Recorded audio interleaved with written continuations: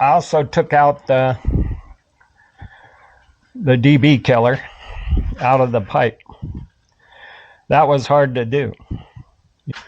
So I'll start this up. I don't think you're really going to notice. Might be noticeable going down the road.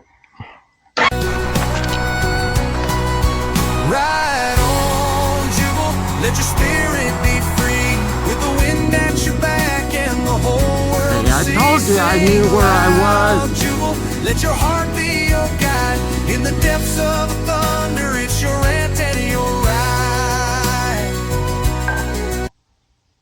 All right.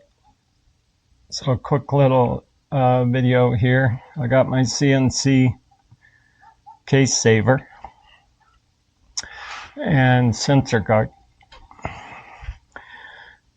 So this is a lot better than the plastic that KTM gives you.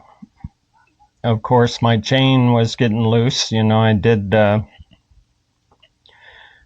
close to 6,000 miles approximately around there in the last couple of months, and my chain was worn out. It would get loose every time I rode it.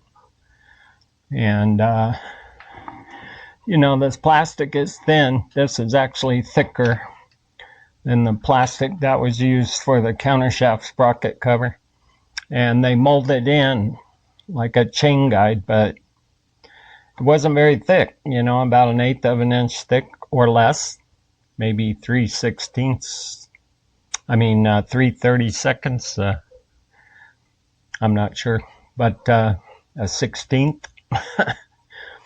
But it was super thin, so it wore through. The bottom of it was worn out. Well, you know, you've got a heavier duty, and you know, if you watch Back in the Garage YouTube channel, you know, they installed one of these, and this evidently is like a OEM part, you know, and why they didn't put it on the 798 90s. But now instead of replacing this whole thing, you just replace this piece, you know, that the chain runs on, so you can see it now.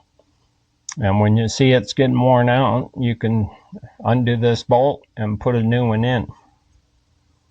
All right, so anyway, a lot better.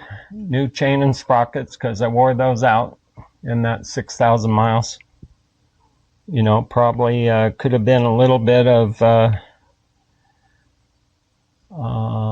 lack of maintenance on those trips, you know, because I'm not in my garage, right? You're out on the highway. So that I took off all my luggage rack and bags, because I only used about 25% of that. I bought it to do the Nevada BDR, and even when we did the BDR, you know, I didn't use probably 80% of it, probably more than that. And even on my Texas trip, you know, I probably only used 30% of it. And it was mainly coffee, oatmeal, sleeping bag, tent. That was it. You know, all the food storage and all that. I had food storage. I carried food. I packed it. You know, none of that got used. None of that's ever been used. Even when I went on my Vegas trip. So anyway, I took that stuff off. You know, you're carrying around a lot of weight. It's added kind of a security risk. You know, I dropped the bike once and got my foot caught on something on the ground, which drug my foot back, and it kind of got caught under the foot peg bracket back here, and kind of slightly sprained my ankle. You know, it wasn't bad, but yeah, easily it could have broke it. So anyway, I took all that stuff off. You know, so if you lay the bike down or you fall over now, you know, your leg shouldn't get caught on anything getting off the bike back here. But who knows? I also took out the the dB killer out of the pipe.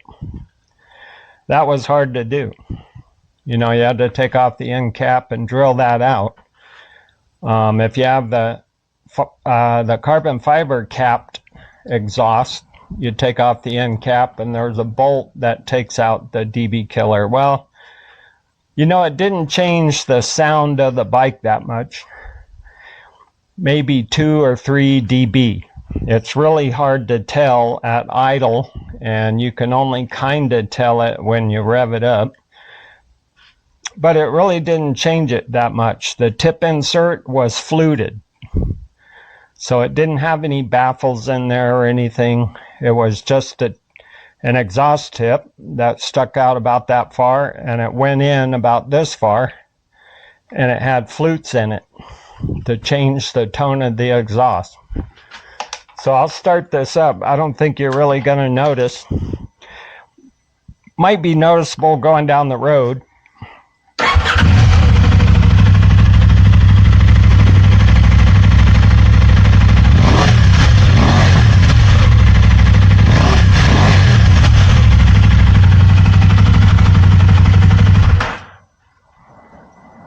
So, not a huge difference. Like I said, 2 to 3 dBs maybe. But we'll see. Maybe when you got more throttle in it, accelerating or cruising, I'll check it out. Anyway, that's kind of my short video. And talk to you soon.